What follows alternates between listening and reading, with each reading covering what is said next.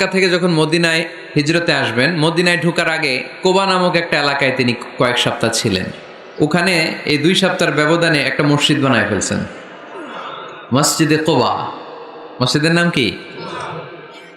প্রতি শনিবারে তিনি মসজিদে কোবায় যেতেন, ওখানে যে সালাত পড়তেন। এবং আল্লাহর হাবিব বলেছেন, কেউ যদি, আপনারা যখন মদিনা শরীফে যাবেন, শনিবারে যদি কেউ সকালবেলা আপনারা যে কোবা মসজিদে যে অজু করে, ঘর থেকে অজু করে যে 2 রাকাত সালাত পড়েন, তাহলে উমরা করলে, একটা মাকবুল উমরা করলে যেই সওয়াব, ওই সওয়াব আল্লাহ আমল নামায় দিয়ে দিবেন। কোবা থেকে তিনি মাইগ্রেট করলেন মদিনায়। মদিনাতে যেও তিনি একটা মসজিদ প্রতিষ্ঠা করলেন। মসজিদটার নাম সবাই বলেন, মসজিদে নববী। আল্লাহ রাসূল সাল্লাল্লাহু আলাইহি ওয়াসাল্লাম খুব চমৎকার লোকেশন বাছাই করতে পারতেন। লোকেশন তিনি দেখলেন কোথায় করলে ভালো হয়, কোথায় কোথায় কোথায়, খুঁজতে খুঁজতে এমন জায়গাটা পছন্দ হলো, সেখানে ছিল পুরাতন খেজুরের বাগান, ধ্বংসাবশেষ।